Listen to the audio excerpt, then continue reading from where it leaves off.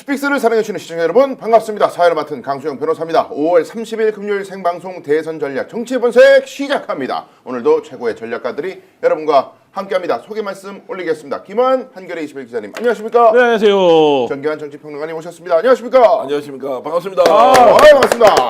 어제 사전투표 다 하셨습니까? 저는 안 했습니다. 오늘 합니까? 본투표할 예정입니다. 아, 그래요? 왜냐하면 초등학생 애가 있는데 예. 아이가 그래도 투표소에 한번 가봐야 될 것 같아갖고 그래서 데리고 갔어요. 예, 직접 예. 현장 교육도 시키고. 본투표를 하려고 합니다. 저희 집이랑 똑같네요. 네. 저는 사전투표하고 네. 제 아내는 애 데리고 본투표한다.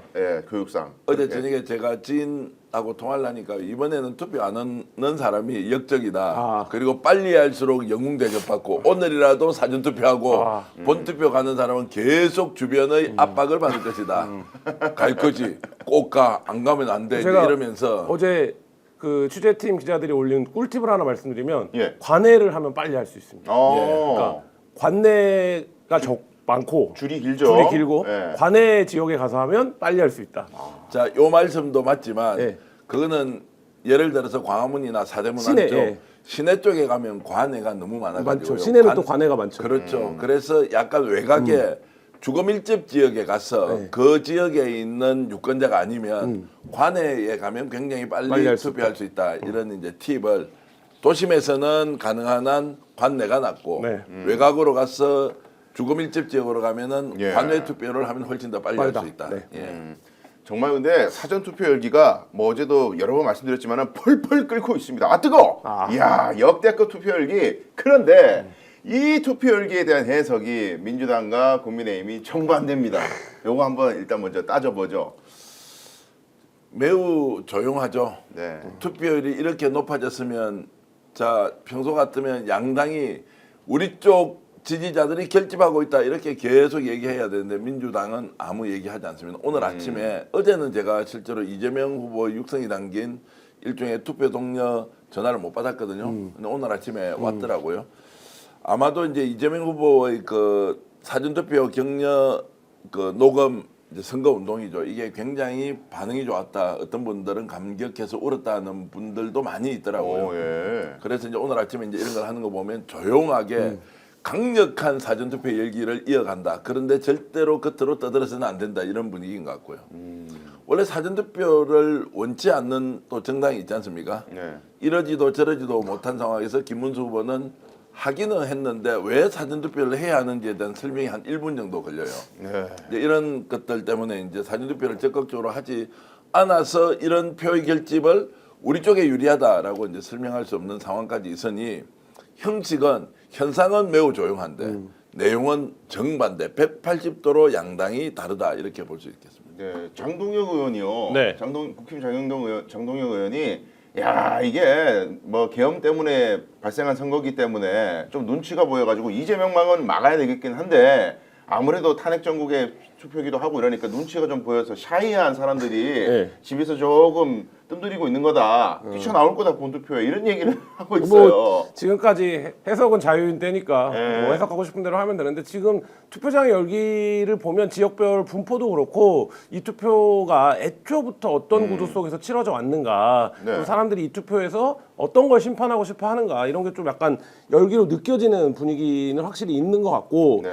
지금 이제 전 대표님도 말씀하셨지만 이 사전 투표에 대해서 국민의힘이 아주 일관된 그리고 지속적인 메시지를 냈던 게 아니라 계속적인 혼선이 있고 후보조차도 사실 이제 사전 투표를 지지하는 거야 안 하는 거 어제 그 가짜 뉴스도 아니다 굉장히 말들이 많지 않았습니까? 담화문 관련해서도 네. 뭐 그런 정도니까 이제 국민의힘 지지층들은 이걸 해야 돼야 말아야 되는 거야 망설이는 측면이 있고 반면에 민주당 지지층들은 이 선거의 성격이 뭔지를 우리가 분명히 보여주겠다 이런 이제 열기가 있어서 좀 약간 대조되는 양상은 있는 것 같습니다. 그러니까요. 이게 이제 민주진영의 결집이냐 보수의 결집이냐 뜨거운 선거 열기가 이거에 대한 해석을 지금 아전인수격으로 하는 사람들이 있는 건데요. 그 아전인수격으로 하는 사람은 정치적 목적을 가지고 하는 거고 있는 것을 그대로 그냥 설명해 주는 사람은 진실에 대한 전달이다 이렇게 이제 볼 수 있을 거고요. 예. 이렇게 사전투표율이 높다는 건 뭐 다 아시지 않습니까? 그 표가 어느 쪽으로 쏠림이 생겼는지는 우리가 말을 하지 않더라도 충분히 우리가 확신을 갖고 전망을 할 수 있는 거고요.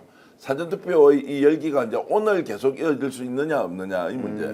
토요일이 아니고 금요일 날 이걸 지난 대선 때처럼 36.93을 넘겨야 한다는 이런 굉장한 절박감이 있는데 지금은 이제 주체선이 좀 꺾이는 거 아니냐. 이제 지금은 우리가 예단할 필요 없습니다. 점심시간에 어떻게 그렇죠, 되느냐. 어떻게 모르죠. 또 오후에 반찬 내는 사람도 굉장히 많을 거 아닙니까? 맞습니다. 그렇게 해서 아마 몰려간다고는 기대하지만 절대로 지금 우리가 긴장을 늦춰서는 안 된다. 반드시 36.93을 넘겨놔야 실제 투표율도 높아지고 여기서 조금 꺾이면 기세라는 게 있지 않습니까? 선거라는 것은 제가 조금 전에도 언제 했습니까? 물어보고 안 했다 이러면 약간 저분은 좀 애국자가 아닌가? 뭐 이런. 왜 사전투표 안 했어? 오늘 해야지. 본투표라고? 아, 좀 의심스러운데 저 투표 안 할 수 있는 거 아니야? 이제 이런 것들이 아주 자연스럽게 많이 생겨 있어요. 저는 지금 분위기로 보면 어제 분위기도 그렇고 사전투표 40, 본투표 40 정도는 가지 않을까. 네. 전체적인 추세가. 80에 육박할 것이다. 그렇게 네. 그 정도로는 가지 않을까. 왜냐하면 어저께도 계속 추세가 1.5% 지난 대선에 비해서 높다가 예. 최종 집계하니까 2%대로 벌어졌거든요. 그리고 예. 오늘도 조금 뭐 꺾여 보이는 것처럼 보이지만 어쨌든 2% 정도는 계속 지난 대선보다 높은 추세로 지금 그래프가 그려지고 있어서 네. 말씀하신 대로 오늘 점심 오후 지나면서 좀 폭발적으로 투표해 주시면 네. 한 40%까지 가보자 뭐 이런 말씀 드려봅니다. 40% 가면 완전 초대박이에요. 그렇죠. 그러면은 어떻게 되느냐? 투표를 본투표 하겠다는 사람이 이제 심리적 압박감을 나 여기 참여 안 하면 큰일 나겠는데 그렇죠. 네. 그리고 주위에서 이제 가만히 두지 않아요. 투표를 안 했는데 했다고 우길 수는 없잖아요. 그러니까 주위에서 투표했느냐 안 했느냐 이게 이제 며칠 동안 정말로 지인들끼리 대화할 때 야 너 투표했어? 투표장 갔어? 어떻게 했어? 그때 어떤 재밌는 일이 있어서 수없이 많은 사람들이 정말로 각기 다른 지금 스토리를 밈이나 쇼츠나 그리고 자기 스스로도 이렇게 기분이 좋아서 파란 옷을 입고 간 제가 오늘 한번 보십시오. 이 파란색 재킷을 잘 안 입거든요. 아, 예, 저도 처음 봤습니다. 원래 셔츠만 이렇게 입는데 다 이렇게 일종의 상징 행위를 다 하고 있다고. 예. 어제 그 패션으로 정치를 하시는 두 분도 파란 옷을 입고 투표장에 가셨더라고요. 네. 박근혜 전 대통령도 왠지는 모르겠으나 파란 자켓을 입고 네. 왔고 저는 한동훈 후보는 일부러 그런 거라고 보는데 그래도 어쨌든 본인이 유세차에도 오르고 했었잖아요. 유세도 네. 했었는데 어제는 빨간 옷을 안 입고 파란 셔츠를 입고 투표장에 갔더라고요. 예. 자, 11시 투표율이 방금 지금 발표가 됐거든요. 네. 11시 투표율이 24.55%인데 네. 20대 대선 지난 대선 때가 23.36이었거든요. 그래서 네. 지금 불과 격차가 1.2가 채 안 됩니다. 1.19거든요. 예. 자, 조금 그래서 많이 좁혀지고 있습니다. 좁혀지고 있네요. 그러니까 제가 이제 맞춰서 뭐 제대로 설명한다 이런 걸 다 떠나가지고 진짜 긴장해야 된다고. 지금 일단 아침에 추체선이라는 게 있는데 이게 지금 이제 어쨌든 지금 이제 걱정이다. 이 걱정이라는 건 이제 점심 때 폭발적으로 늘어나야 되는데 이 방송 보시는 분들이 벌써 지금 10,000분이 넘지 않습니까? 연락해서 사전투표 안 한 사람들 연락하도록 해요. 이 사전투표는 내가 본투표할 걸 오늘 당겨서 찍는 게 아니라 오늘 찍음으로써 본투표에 안 갈 사람이 가게 하는 효과가 가장 크다. 맞습니다. 그래서 오늘 아침에 아마 민주당에서 이재명 후보가 사전투표 하자고 전화를 돌렸고 제가 받았거든요. 저는 어제 못 받았습니다.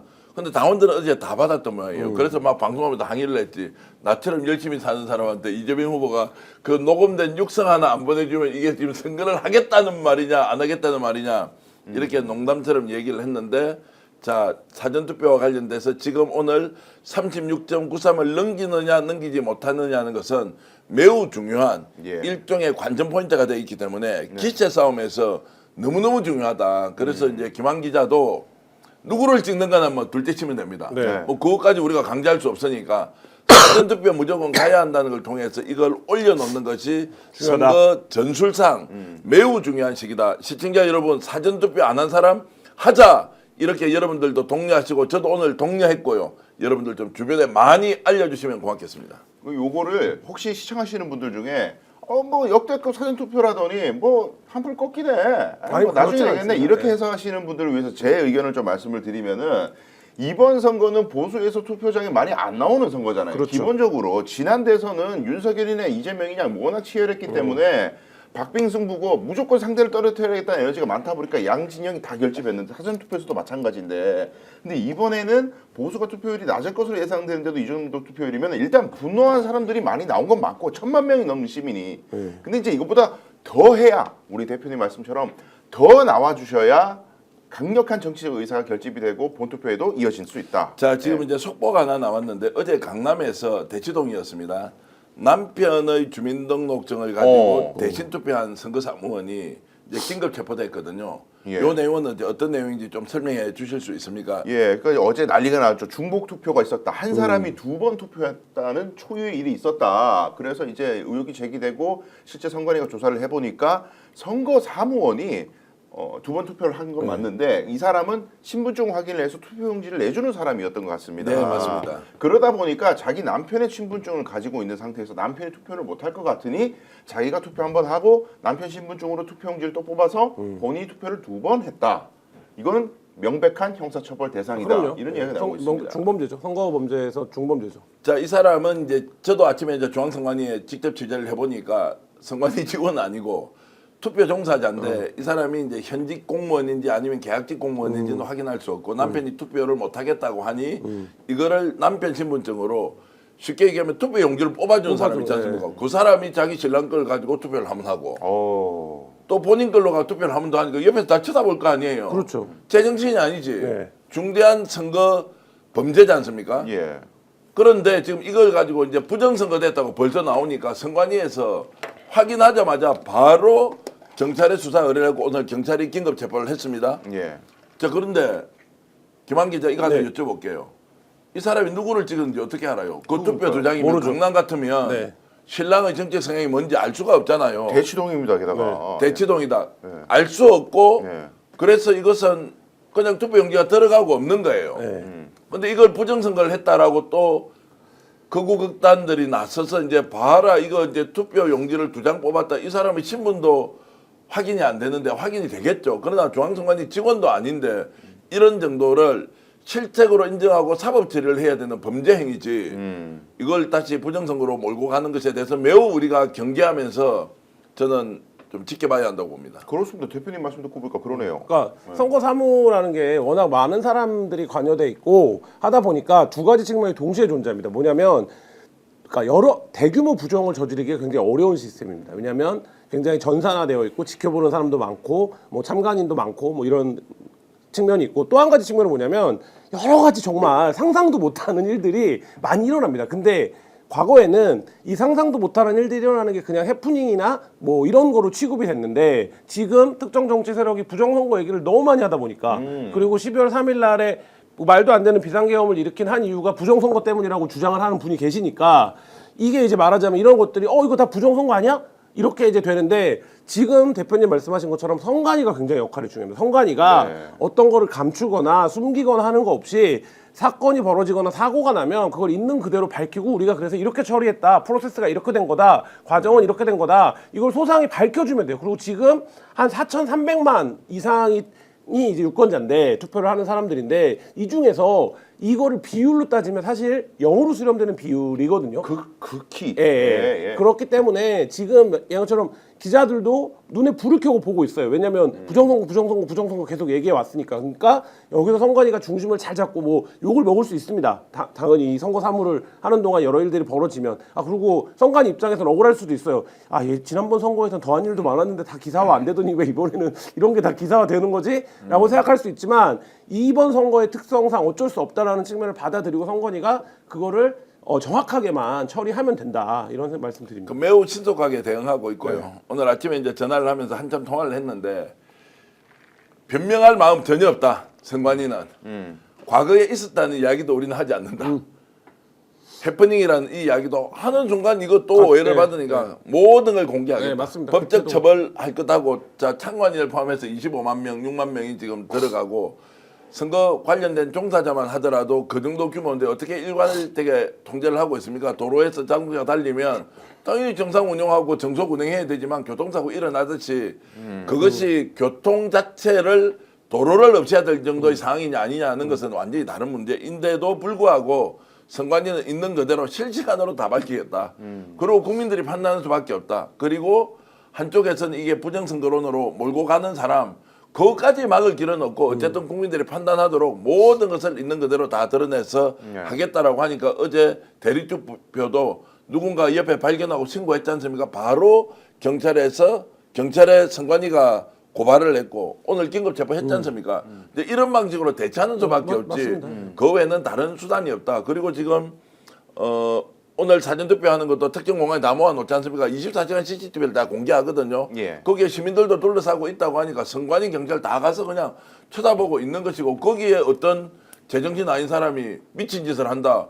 그거 잡아가야 되는 거지 뭐 다른 수단이 있느냐고. 그것 때문에 그 행위를 그렇죠. 사전투표를 하지 않을 수도 없는 것인데 예. 이런 부분은 우리 국민들이 저는 냉정하고 그리고 이성적으로 충분히 판단한다라고 보고 있습니다. 그러니까 선거관리위원회에서 이 선거관리의 신비성을 높여서 신뢰도를 높여가지고 사회적 갈등을 없애도록 노력해야 된다는 건 뭐 상식적인 이야기인 건데 거꾸로 또 이야기하자면 이런 예외적인 사안을 두고 선거판 전체가 아예 부정투성인 것처럼 몰아가는 것도 대단히 위험하다. 위험하죠. 그러니까 예. 그 전략이 지금 근데 이게 국민의힘이 그런 전략을 피면 어떤 역효과가 발생할 거냐면 자기 지지층이 투표를 안 하는 일이 발생합니다. 왜냐하면 민주당을 지지하는 층들은 상대적으로 부정선거를 믿지 않아요. 네. 그러니까 부정선거 여부와 상관없이 내가 이번 선거에서 이 심판을 하겠다 이 의도가 굉장히 강한데 지금 국민의힘 쪽에서는 야 이거 우리가 지는 거니까 나라도 나가서 투표를 해야 되나라고 생각하는데 네. 국민의힘이 이걸 자꾸 부정선거 얘기를 해버리면 아 나 안 해야겠다 투표 부정선거야 어차피 전환길이 부정선거라 그랬어 뭐 이렇게 하는 유권자가 누가 많겠냐 이거 묻고 보면 국민의힘도 계산이 복잡할 겁니다. 자 수권 능력이 있다 또는 한때는 정권의 집권 여당이었다 그런 데서 일부 선거 사무에서 착오가 생기는 걸 보고 당연히 비판할 수 있지만 이것이 선거 부정이다라고 해버리면 그 사람은 정치를 할 자격이 있느냐 두 번째 수권 능력을 국민한테 검증하고 있느냐 예. 선거 제도 자체 선거 관리 자체에 대한 이런 불신을 국민들에게 보여준다 그래서 선거 결과가 이게 엉터리다라는 전제로 가버리면 자 우리 투표하는 분이 지금 몇 명입니까? 유권자가 지금 4,400만 명이 네. 넘고 80% 정도 투표하는 한 3,600만 명 정도 투표를 할 텐데 3,600만 명 중에 표 한 장, 두 장 예를 들어서 투표함에 한 장이 진짜 풀바리대가 붙어 있어. 풀바리가 뭔지 아시죠? 네. 세트가 딱 네. 붙어 있는데 세 번 들고 네 번 들고 다섯 번 들었는데 안 나와서 이게 붙어 있었어. 이게 지금 한 2년 지나서 발견이 됐어. 2년 지나서. 이거는 개표에 활용이 안 됐는데 보니까 자 예를 들어서 제가 국민의힘 민주당인데 거기에서 당선이 아니라 낙선된 사람 표가 한 장이 남아 있어서 그러면 그때부터 그 투표장에서 투표한 사람이 10만 명이 넘는데 이 한 장이 어떤 경로에 의해서 붙어 있었다고 하면 이제 그때부터 부정선거가 되는 거냐 어처구니 없는 일이지만 그걸 종사자들이 다 열어서 다 열어보는데 한 장이 안 나오는 거예요. 네. 봉투에 예를 들어 관내 투표 봉투에 옛날에 썼던 게 한 장 들어 있었어. 그러니까 그건 안 쓴 것처럼 돼 있으니까 이번에 그걸 썼는데 그 안에 표를 찍었던 투표 용지가 한 장 나왔어. 자 이제 이런 것들이 생길 수 있다는 거예요. 네. 3천만 명이 넘게 투표하니까 그런 게 한 장, 두 장 생길 수 있다는 거예요. 그렇습니다. 그런데 그게 부정선거다? 한 표 차이로 당락이 왔다 갔다 했나? 그런데 그걸 가지고 이제 아 이게 아니다 발견됐기 때문에 20% 30%가 다 선거 조작이다라고 한다면 그것은 국민들이 유권자가 판단하는 수밖에 없죠. 예. 이거를 아니라고 입증을 어떻게 시키냐고요. 예. 아니 그리고 지금 부정선거론의 골자는 중국 쪽에서 해킹을 해가지고 대규모로 표를 갖다가 없는 표를 막 만들어서 사전투표에 왕창 집어넣는다는 얘기인데 그거하고 지금 현재 드러나 있는 문제하고는 차원이 다른 얘기 차원이 아닙니까? 다른 얘기고, 예. 그러니까 거듭 말씀드리지만 몇 천만 명이 관여해야 되는 일이고 하기 때문에 크고 작은 일들은 벌어질 수밖에 없습니다. 근데 그거에 대한 주목도가 굉장히 높죠 지금. 네. 주목도가 높다 보니까 벌어진 일이고 대한민국의 선거 사무, 선거 행정은 저는 한국 정부가 수행하는 여러 가지 행정적 사무 중에서 퀄리티 가장 높은 사무 중에 하나라고 생각을 합니다. 그러니까 네. 평가를 받을 만하고, 그러니까 선관위가 어렵고 힘든 조건이고 환경이지만 부디 이번 선거 잘 치러서 이제 더 이상은 이렇게 부정선거 말하는 세력들 종식시키고 선거 기간에 정상적인 얘기하고 이런 세상으로 나아갔으면 좋겠습니다. 이번 선거를 계기로.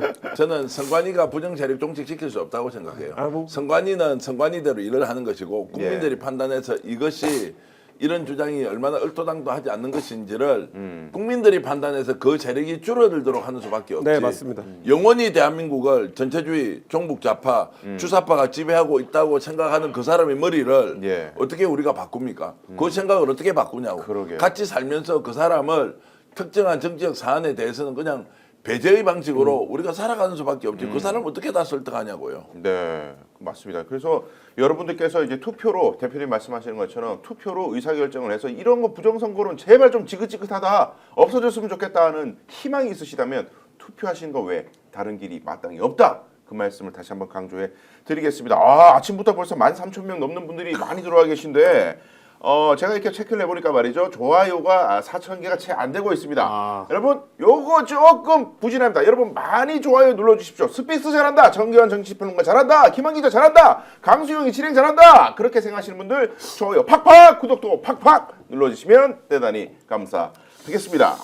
야, 이제 좋아요를 눌러주기는 주겠는데 조금 압박이나 강요로 좀 느껴지는데 실제로 그래도 좋아요 눌러주시면 더 많은 분들이 일단 보고 제가 재밌는 내용 이렇게 올려주신 거 좀 소개 좀 해드려도 되겠습니까? 네. 자, 즐겁게 살자님, 커피 쏘던 돌체구스토님, 크림베리님, 여러분들이 이제 의견을 주셨고 강꽁이님, 동정순님, 그리고 생명님, 핫듀님, 여러분들이 이제 의견 주고 계신데 이런 말씀이 많으시네요. 이제 어제 전화를 받은 사람이 오늘도 이재명 후보의 전화를 받았다. 오늘 내가 다시 전화 받았다. 이제 이런 분들이 좀 많이 올라와서 어저께는 실제로 약간 저는 소외감 느끼겠대요. 전화가 안 왔어. 저도 안 왔어요. 그 당원이 아니어서 안 왔다 이렇게 생각했는데 오늘도 안 왔어요. 저 안 왔습니다. 그러니까 별로 안 좋아한다고. 김문수한테만 왔어요. 어떻게 된 거야 이거 도대체? 대구에 살고 있으니까 김문수한테 왔는지 모르겠는데 이 전화 한 통이 정말로 중요하구나. 그래서 제가 오늘 아침에 전화를 받아보니까요. 뭐 기분이 약간 괜찮더라고요. 그래도 대통령 후보가 딱 전화해서 국민 여러분 지금은 뭐 이렇게 하는데 사전투표 꼭 좀 해주세요. 갑자기 내가 약간 대우받는 느낌. 그렇게 해서 제가 민주당 국회의원하고 통화했죠. 야 마지막 선거 너는 그 선거 비용이 내가 얼마 드는지 모르겠는데 유권자들 상대로 후보가 직접 전하는 방법 그거 정말 좋다. AI도 시키지 말고 이거 한번 해보라 하니까 와 굿 아이디어입니다라고 하는데 이분이 캠프에서 얼마나 영향력이 있을지는 제가 잘 모르겠습니다. 하여튼 네. 그런 느낌이 들더라고요. 그리고 여기 이제 심플라이프님이요. 심플라이프 25 타임이라는 분인데 도장 찍는 네모칸이 너무 작아서 떨면서 찍었다. 네. 이재명 후보도 나 선거할 때 이거 아우 이거 잘못 선 넘으면 어떡하나 걱정되면서 했다고 그랬는데 어르신들 제가 말씀 들어봐도 좀 손이 떨리시거나 이런 분들 많잖아요. 그래서 힘들대요. 칸이 너무 작아서. 좀 크게 만들어 달라. 그러니까요. 좀 넓혔으면 좋겠어. 이게 투표지 좀 크게. 정기환 대표 지금 방금 발언을 네. 그 쇼츠로 만들어야 될 것 같아요. 네. 나 살짝 설렜어 이거. 아니 김정인 선생님도 조금 전에 대표님 전화 받았는데 이게 뭐냐면 육성으로 동시에 뭐 100만 명, 200만이 보낼 거 아니에요. 네. 그래도 이재명 후보가 직접 딱 전화를 해가지고 이렇게 하니까 갑자기 제가 이재명 후보 대화는 아니지만 네. 이런 느낌으로 시청자 여러분들도 아마 느꼈을 것 같은데 좀 전에 대표님 전화 받았습니다 이러잖아요 이게. 대표님의 전화는 솔직히 이야기하면 아니지 않습니까? 대표의 육성이 녹음돼 있는 전화를 받았는데 다 사람들 느끼면 난 이재명 대표한테 직접 전화 받았다. 그것도 사실 아니에요. 뭐 그렇게 얘기한들 이게 그렇죠. 허위 사실이 될 게 아닌데. 예. 그래서 이제 이런 것 때문에 와 저는 어제도 오늘도 방금 받았네요. 사전투표 어제 했습니다. 햇살에 그 얼굴에 햇살님 이렇게 주셨고요. 그 많은 분들이 아마 오늘 전화를 받고 아마 민주당에서 이게 효과가 좀 있다. 02로 전화 오면 받으세요 이렇게 주셨고요. 그리고 이제 야 소연님은 이렇게 했네요. 저는요 어제 오늘 2번 이재명 후보 전화 와서 너무 좋았어요. 우와, 감사합니다. 2번 또 받으신 이번은 2번 받아서 그래 기분 좋다라고 하는 걸 보면 참 정말로 대단하십니다 국민 여러분. 그렇습니다. 다 채팅 많이 올려주고 계신데 혹시 제가 제안 하나 드리면은 여기 지금 시청하시는 분들 중에서도 아직 혹시 투표 안 하신 분들 있을 수 있기 때문에 우리가 분위기를 한번 보여줬으면 좋겠습니다. 시청자분들, 스픽스 가족 여러분들 사전 투표 하셨으면은 채팅창에 나 어디서 투표했다 지역을 한번 딱 눌러주시면은 뜨거운 열기 우리가 직접 한번 확인해봤으면 좋겠습니다. 어디서 투표하셨습니까? 올려주시면 많이 소개해드리도록 하겠습니다. 전화가 이재명 후보 말고도 김문수 후보 쪽에서도 많이 오는 모양이에요. 네, 김문수 후보도 많이 그래서 오고 짜증나서 오자마자 바로 끊습니다. 이렇게 얘기를 하는데 야 어제 저는 김용만 의원한테 전화를 받았어요. 김용만 의원이 김구 선생 외손자입니까? 친손자입니까? 하여튼 그렇죠. 저도 2번 받았습니다. 두 번 받은 분 많네요. 네. 사전투표 빨리 하자. 사전투표 하자. 와 양산 청소 쭉 좀 읽어주십시오. 많이 와, 올라왔네요. 지금 너무 빨라가지고 제가 읽기가 대단합니다. 세종, 은평, 원주, 제천, 청주, 대구, 달서구, 인천. 잠 글이 너무 빨리 올라가요. 예산, 와. 시흥, 공릉, 울산, 상하이 그리고 미국도 주셨고 부산, 만덕, 안양. 야 이번에 재외국인 투표도 사상 최대치입니다. 재외국인 그렇죠. 네, 외국에 예, 계신 거의 분들도 80% 육박하죠. 외국에 계신 분들도 뭐 4시간 차 몰고 가서 투표했다 이런 분들 굉장히 많더라고요. 네. 유독 저는 대구에서 하다 보니까 대구 분들 많이 보이네요. 제 눈에는. 야 오늘 약간 소외감 또 우리 시청자 여러분이 한 번 더 저한테 주시는데요. 그 이재명 후보 전화 2번 받았다는 분은 2번 계속 써서 2번 이렇게 올려주시네요. 저는 한 번 받았습니다. 그래도 다행입니다. 혹시 안 받은 분들을 위해서 민주당에서 더 열심히 전화를 돌려가지고 국민들이 이재명 후보 직접 전화를 받도록 하면 효과 상당히 좋겠다라는 제안을 드립니다. 네. 그리고 참 이 와중에 또 한 남자의 입이 주목되고 있는데 말이죠. 사전 투표에 대한 여러 가지 지금 이제 관리에 약간 모자란 점이 발견되다 보니까 요거를 또 이용해가지고 오늘 어떤 사전 투표에 대해서 또 재뿌리는 얘기를 하지 않을까. 본인은 또 어제 사전 투표를 해야 된다 얘기를 했다가 또 오늘은 또 어떤 또 반대 목소리를 내지 않을까 제가 조금 예의주시하고 있는데 어제 김문수 사전 투표 동료에 대한 인터뷰 영상을 가지고 말이죠. 부정선거를 주장하는 사람들이 부정선거 감시단이라고 표현되는 그 사람들이 그거 딥페이크 영상이야. 네. 가짜야. 네. 이렇게 거의 지금 분열되고 있습니다. 자아들이.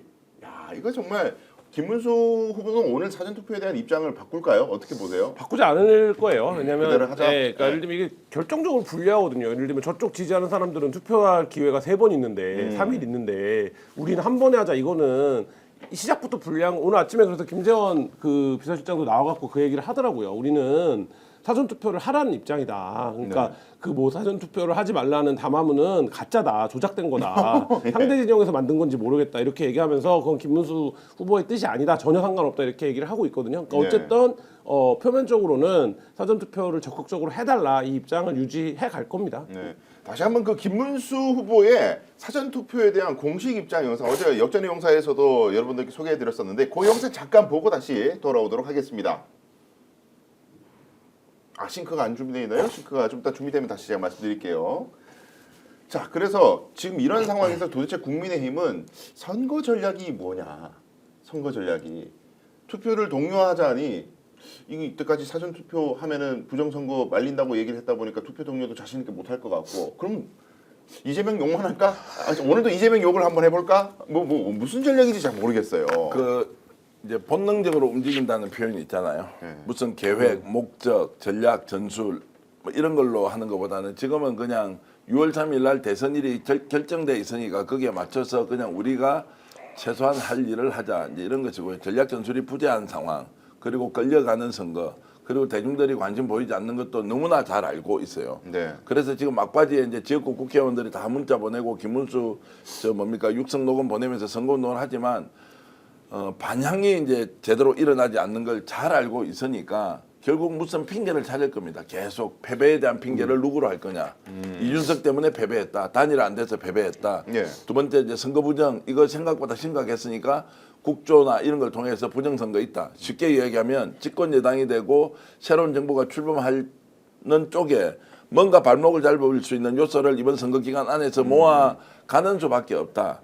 그런데 다만 우려스러운 거는 이제 이 상황에서 지난 22대 그 총선에서 막바지에 부산을 중심으로 해서 표의 결집이 일어나서 200석 넘게 얻을 수 있다라고 했는데 혹시라도 이번에도 그런 위기감을 가진 보수층들이 모여서 투표장으로 갈 수 있다. 그래서 제가 오늘 아침에 이제 국회의원 한 분과 통화를 하면서 하나부터 10까지 조심을 해야 한다. 어저께 이제 해군 초계기 사고가 나서 우리 군인들이 장교들이 4명이 순직을 했지 않습니까?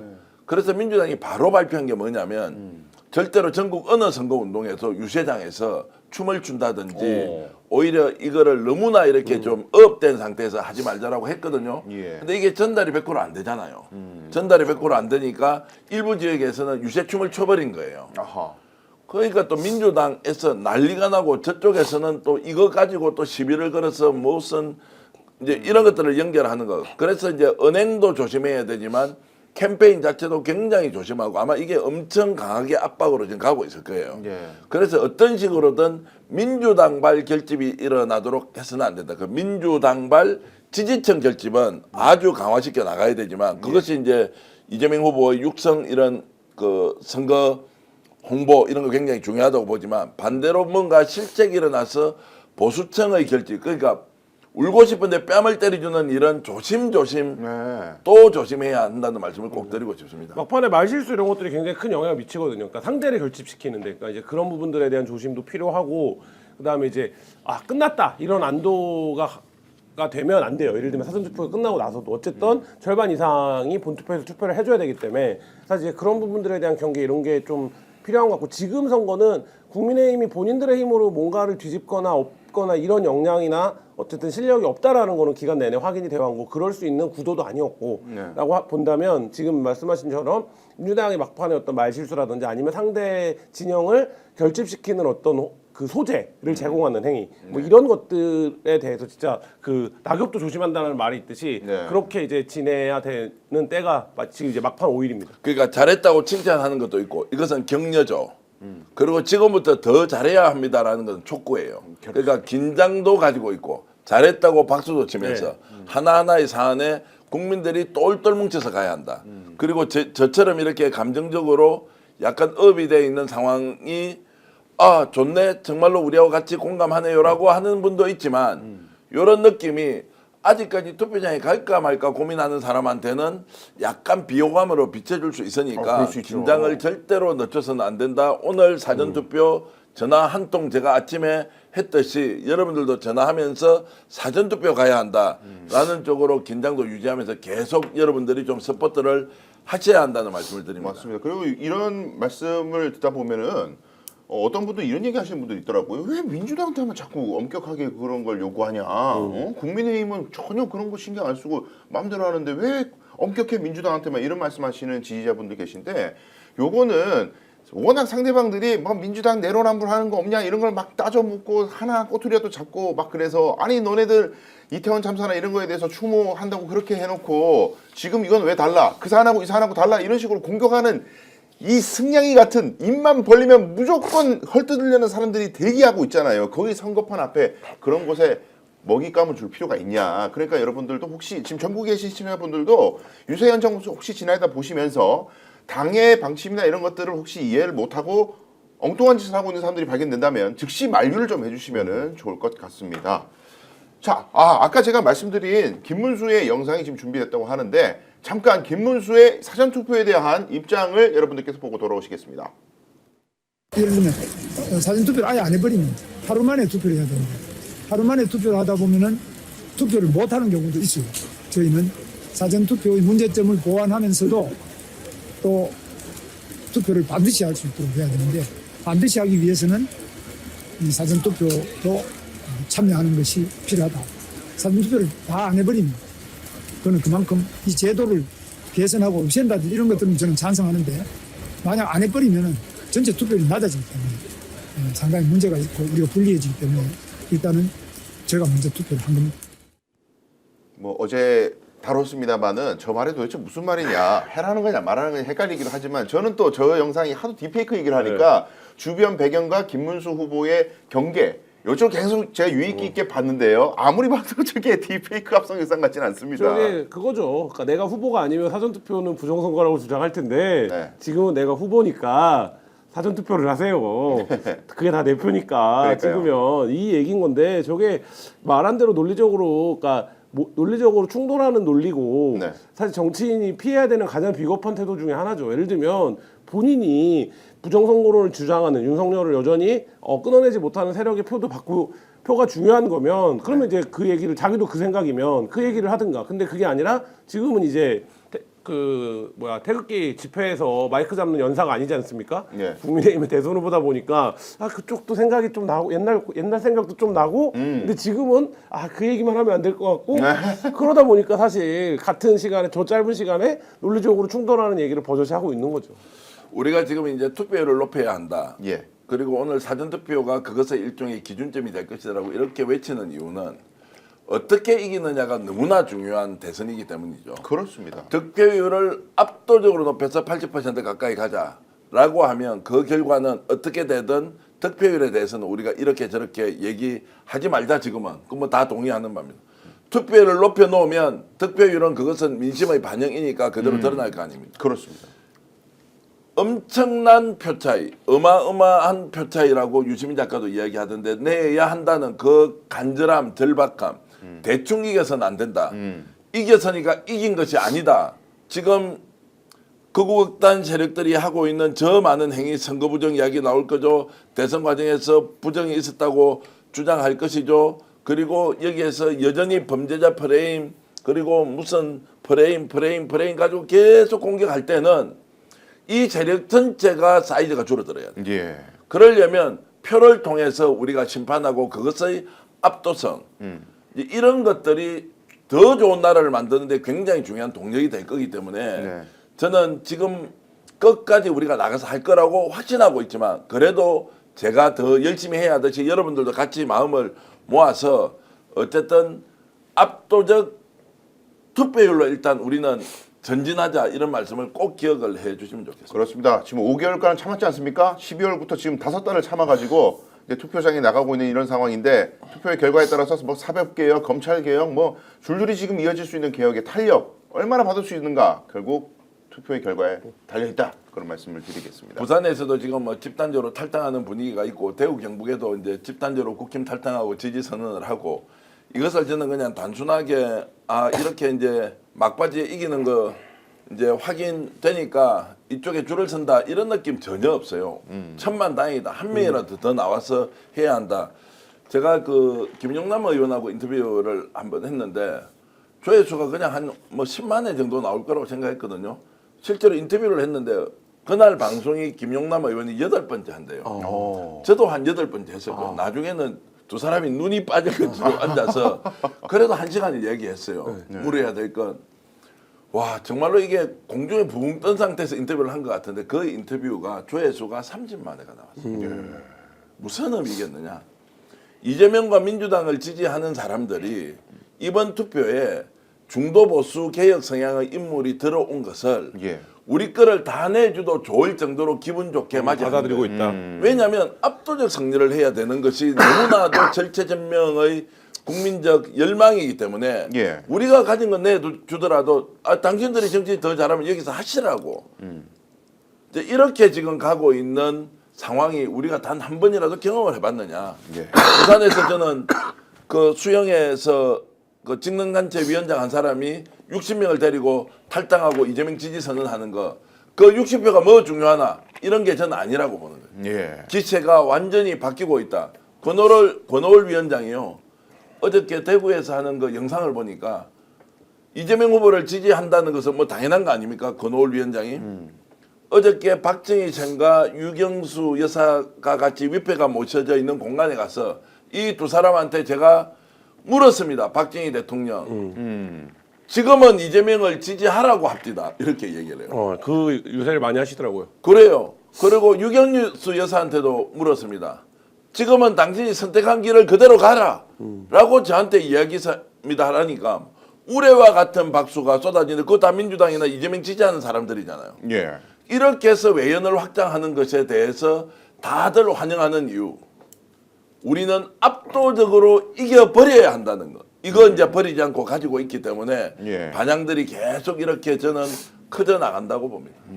자, 방금 속보가 하나 떴는데 이준석이 말이죠. 이준석이 토론 중 부적절한 표현에 대해 깊이 사과한다. 어떤 변명도 하지 않겠다. 이건 뭐 매일매일 입장이 바뀌어 왜? 왜 바뀌느냐? 예. 막판에 지금 뭐 비공표지만 여론조사를 보통 캠프에서 한 3개, 4개쯤 받아봅니다. 그거군요. 네, 데일리로 조사되는 거를 3개, 4개쯤 받아봐요. 그러니까 여론조사 업체들도 그 마지막에 받아보는 여론조사에 들어가는 게 굉장히 중요합니다. 근데 알 수 없죠. 왜 바깥에서는. 근데 윤석 후보 그거에 굉장히 민감한 사람이고 예. 제가 예전에 만났을 때도 자기네가 이제 그 지난 대선 윤석열과 이재명이 붙었던 대선에서 명태균 여론조사 보고서를 받았냐 안 받았냐 굉장히 민감한 문제잖아요. 네. 받았었다. 근데 우리 그때 명태균 것도 받았었고 어디 업체 거를 받았고 여의도 연구원도 당연히 하고 이렇게 한 4개가 들어온다. 예. 그리고 통상적으로 민주당도 그 정도 다 들어가는 거고 하는데 보면 이제 그저께 그 발언이 있었던 거 아닙니까? 네. 그리고 어제 여론조사 받아봤겠죠. 그리고 오늘 아침에 또 이제 캠프 어디인가에 출근하면 받아봤겠죠. 누가 이제 탭에 후보님 오늘 여론조사입니다 이렇게 줬겠죠. 그러니까 딱 보면 이제 이게 털린 나자스가 네, 이게 내가 매일 들어가는 커뮤니티 게시판과는 일반 국민과는 여론이 다르구나. 캠프와 여론조사는 다르다. 네, 그거를 이제 느끼고 있겠죠. 예, 근데 참 이준석 후보 답답하네요. 옆에서 강경 노선을 동조했던 사람들은 다 그 캠프에서 사퇴시켜야 되고 뭐 너무 늦어버렸죠. 아무것도 안 되는 거죠. 예. 그리고 지금 페이크 뉴스인지 진짜 뉴스인지 모르겠지만 지금 다들 이제 확인하고 있는 그 충격적인 지금 사진과 또 영상도 곧 공개될 것이다. 이제 이런 이야기도 나오고 있고요. 예. 너무 잘못했죠. 너무 크게 실수했다. 실수라는 표현도 맞지 않죠. 그렇죠. 자기 스스로 자멸의 길을 가버렸지 않습니까? 오죽하면 장성들 소장까지 나서가지고 정말로 이러면 안 된다라는 이야기. 제가 그저께 장성들 소장하고 통화를 하면서 야 이거 문제가 심각하다. 이거 왜 이렇게 하는지 난 잘 모르겠다. 물론 또 이런 이야기하면 또 댓글로 저를 욕을 엄청 해요. 장성들 소장하고 왜 통화했느냐 뭐 이렇게 하는 분도 있는데 장성들 소장 이 이야기는 이준석 후보가 이번에 선거 캠페인 과정에서 너무 잘못한 게 많은 것 같다. 뭔가 내부에서 좀 통제 또는 조절이 되면서 뭔가 이렇게 관리가 됐어야 되는데 전혀 그런 것이 없이 그냥 강경파 주도로 다 가버리면서 이제 이렇게 됐다라고 이제 하는데 아마 이제 더 빠질 거예요. 오늘 이 사과는 시기적으로 너무 늦어 버렸어요. 그렇습니다. 그리고 어저께 김종인 위원장이 나와가지고 했던 말도 매우 부적절하고요. 15% 얘기. 예. 그러니까 이렇게 지금 상황이 악화돼 있는데 예. 그냥 이준석은 정치적으로 존재하기 어려울 정도로 지금 위기상에 몰려 있는데 이거 별로 관계 없으니까 15% 나올 겁니다.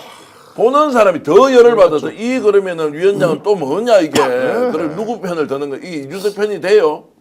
당구는 거죠 이거. 오히려 민주당과 이재명 후보 쪽에서 반사이익을 엄청 볼 거 아니에요. 그렇죠. 이렇게 상황 인식을 못하고 김종인 위원장이 이야기를 해버리면 어떻게 되냐고. 그러니까 다 그냥 자폭을 하는데 한 사람이라도 그 상황을 호전시키거나 이렇게 끝내려는 것이 아니라 거기에 다 몰입해가지고 함께 그냥 구덩이 안으로 뛰어드는 느낌 이런 것들을 지울 수가 없습니다. 그러니까 이준석 후보가 어쨌든 이번 선거에서 본인이 당선될 가능성은 없지만 유의미한 득표율을 올리고 보수가 어쨌든 새 판을 짜야 되는데 본인이 자기 지분을 갖고 이제 말하자면 본가 원래 본체를 접수하는 전략으로 이제 길게 잡은 거잖아요. 그러니까 네. 뭐 다음 선거, 다다음 선거에도 나올 수 있는 나이니까 뭐 그런 전략이었는데 그래서 이제 계속 선거 캠페인이나 이런 데서 미래를 강조해 왔는데 예. 지금 이 발언은 어떤 거냐면 그 미래를 날린 거예요. 그러니까 이번 선거만 날린 게 아니라 이준석이 생각했던 미래, 내가 40살에 나가고 45살에 그리고 50살에 되나? 뭐 이런 이제 말하자면 그림들이 본인이 이제 말하자면 그 머릿속에 회로에 종착점이 있었을 텐데 예. 그거 자체를 다 그냥 붕괴시켰다 이런 정도고 또 이제 하필이면 두 번째 구호를 압도적 새로움이라고 뽑아갖고 지금 그러게요. 모든 언론이 제목을 뭐라고 뽑고 있습니까? 압도적 해로움이라고 그러니까. 제목을 뽑고 있어요. 그러니까 이거는 이준석이 그동안 구축해왔던 정치적 자산을 사실상 그 한 방에 다 날려먹었다. 근데 그거를 누가 억지로 날려먹어 이런 게 아니잖아요. 본인이 짠 전략이 그거였던 거예요. 예를 들면 1차, 2차 토론회 하고 3차 토론회에서 내가 이재명의 도덕적 문제를 거론해갖고 김문수는 공격도 잘 못하고 토론도 잘 못하지만 나는 토론을 잘하고 이재명을 이제 몰아서는 모습을 보여줘야겠다. 근데 이제 거기서 끝난 거죠. 그리고 저 말 제가 진짜 열받는 게 뭐냐면은 지금 이준석은요 어제 긴급 기자회견까지 열어가지고 지가 하고 싶은 변명 다 했어요 이미. 더 나올 것도 없어. 변명할 거를 정말 그 궤변에 가까운 변명 다 해놓고 오늘은 또 변명 안 하겠대. 이게 무슨 말이에요 도대체? 지금 이제 댓글로 글 주시는 분들이 이게 정치적 식견이 대단하신 분들이 아마 시청자 여러분 많다고 우리 느끼지 않습니까? 이제 예. 이렇게 올라와 있습니다. 오늘 그러면 해명 잘했다. 그렇게 하고 대선 종주해라. 지금은 한편으로는 끝까지. 한편으로는 네. 이제 대선 종주 못할 것이다. 중도 사퇴할 수밖에 없다라고 했지 않습니까? 네. 그럼 중도 사퇴하면 누가 이익이 되는지 유리한지 불리한지 알 수 없습니다. 그렇죠. 근데 느낌은 있잖아요. 네. 근데 대선 종주하겠네. 이제 오늘 저렇게 사과했으니까 그럼 계속 대선 종주해라. 라고 하는 것이 이게 민심 일반의 감정 네. 표출이다. 네. 라고 저는 생각을 하고요. 일단은 대선 종주 의지는 확실히 있는 것 같고 어저께 김재원 후보가 아닌 말을 했던가 아니면 김재원 네. 지금 전 그렇죠. 최고위원이 네.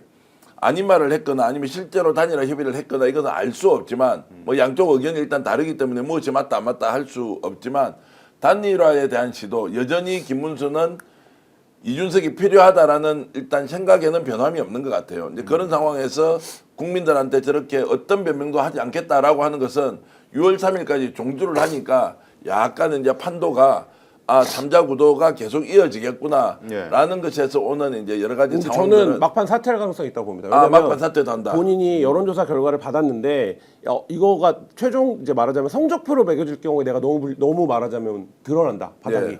그럴 경우에는 사퇴를 해버리면 성적표가 안 매겨지지 않습니까? 예. 전 그럴 가능성은 있다고. 그러면 그 말씀은 한 5% 정도까지 지지율이 네. 떨어졌다는 것이 공식적이지 아니지만 비공식적으로 여론조사 네. 할 수 있으니까 보는 순간 사표를 낼 수도 있다. 네, 그러니까 자기 성적을 확인을 안 하고 이번 판을 끝낼 가능성이 있다고. 봅니다. 근데 그건 정말 비겁한 게요. 네. 지금 국민의힘에서 나와가지고 개혁신당 창당할 때부터 함께하는 인간들 그리고 허은하, 조대원 이런 사람들 나갈 때에도 그 이준석을 끝까지 붙들고 있었던 사람들은 그나마 그래도 이준석이 새로운 정치 하겠다고 믿고 뭐 저는 속았다고 표현하고 싶은데 그 들어있는 사람인데 지 혼자 이렇게 지지율 떨어졌다고 튀어버리면은 그 사람들은 진짜 자기 정치 인생도 문제지만은 집 밑에 딸려있던 식구들도 다 박살나는 거예요. 그럼 너무 무책임한 처사다 이거는. 자, 저는 이제 반대 의견을 내는데 네. 사퇴를 하기 어렵다고 봐요. 그러니까 지지율이 떨어진다고 하더라도 저기 당원이 한 2만 명 정도 있단 말이에요. 2만 몇천 명입니다. 그리고 이번에 선거 운동할 때 든 돈이 지금까지 얼마쯤 들어갔겠어요. 저는 적어도 10억, 많이 보면 20억 이상 썼을 수도 있어요. 이게 보존도 안 되고 아무것도 안 되는 상황에서 이거 어떻게 나중에 다 감당합니까? 당에서 어딘가에 차용을 했거나 아니면 대출을 했거나 이런 상황일 텐데 자, 이런 거를 보면은 현실적으로 수십억 원, 뭐 10억에서 30억 사이의 선거 비용을 어떻게 거꾸로 할 수도 없다. 물론 5% 이하로 나오면 그것도 보전을 못 받지만 자, 대선을 종주하잖아요. 그럼 빚이 졌어요. 빚이 생겼어요. 이거는 당원들한테 호소라도 할 수 있잖아요. 자, 우리가 결국에는 선거 비용 보전을 못 받았으니까 당원 여러분 특별 당비를 좀 해결합시다라고 할 수 있는데 저는 중도 사퇴를 해버리면 그런 명분도 없어지잖아요. 네. 법적으로 국민의힘이 돈을 줄 수도 없잖아요. 그건 어떤 경로도 없습니다. 이렇게 봤을 때 경제적인 문제 때문에 현실적으로 사퇴를 못할 가능성도 저도 매우 높다고 보는 거고 또 하나 더 있습니다. 돈 문제가 있고요. 두 번째는 정치적으로 대선 후보로서 끝까지 종주를 했는데 예. 이 사람에 대한 사법 처리가 예고돼 있습니다.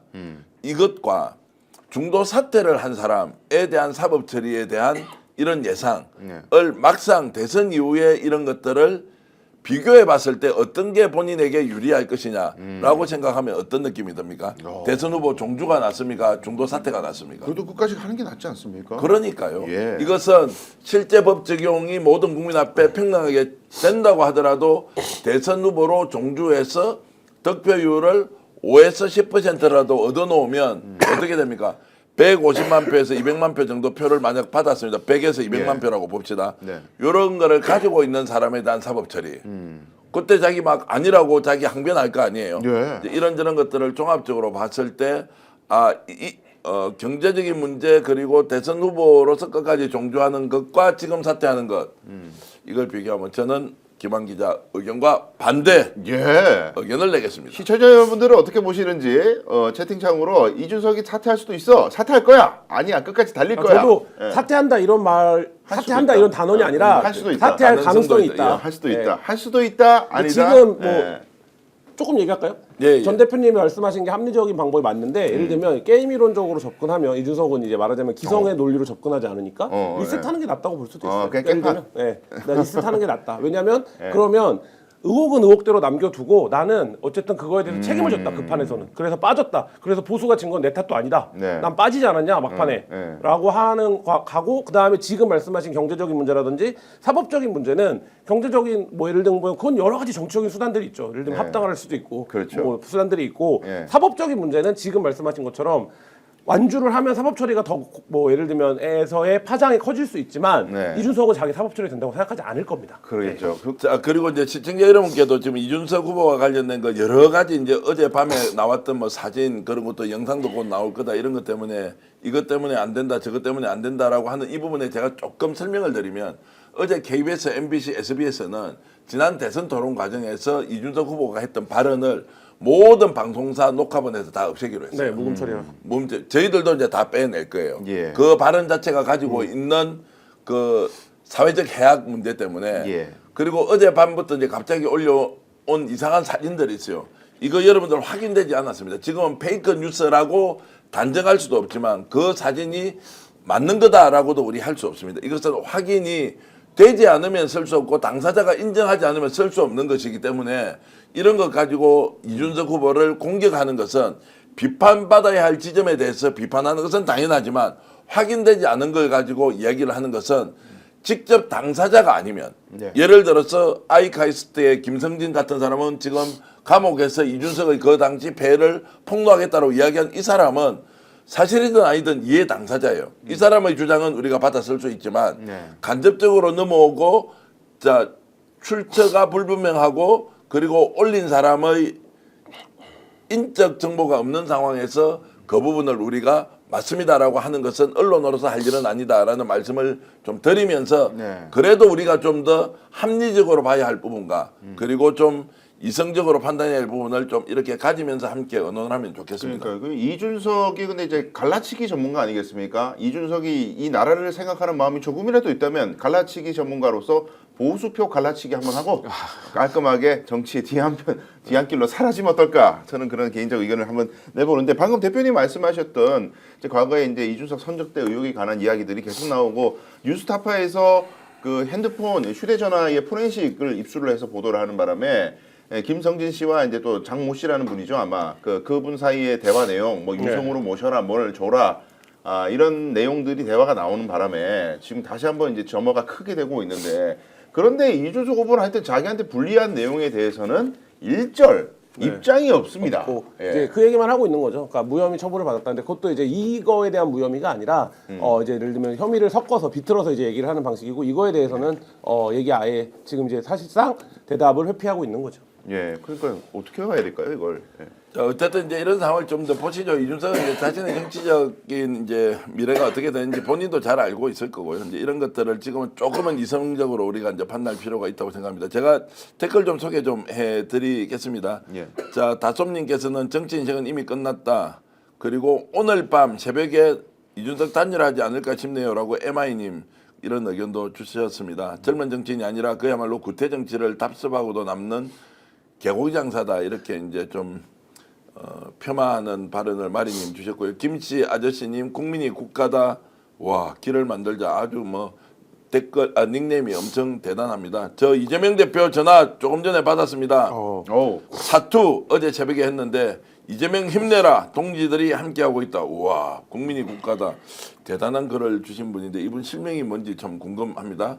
자 김삼엽님 변영자님 일본서 이렇게 해주고 계시네요. 네. 자 준석이 접대 받은 거 다 안다 이렇게 하셨는데 어쨌든 상상만 하는 걸로 하겠습니다. 복덩이님 진짜 채널님도 고맙습니다. 오늘 정교한 동네 친구 이렇게 또 해주셨네요. 감사하고요. 탁세웅님 연구실장의 실험실님 파란비님 오늘도 오셨습니다. 아무개님 여러분들 감사드립니다. 네, 심플라이프 25타임이 님이 또 종료한 댓글 하나 주셨네요. 무혐의 받았다라는 이준석 주장도 허위사실 유포 아닌가?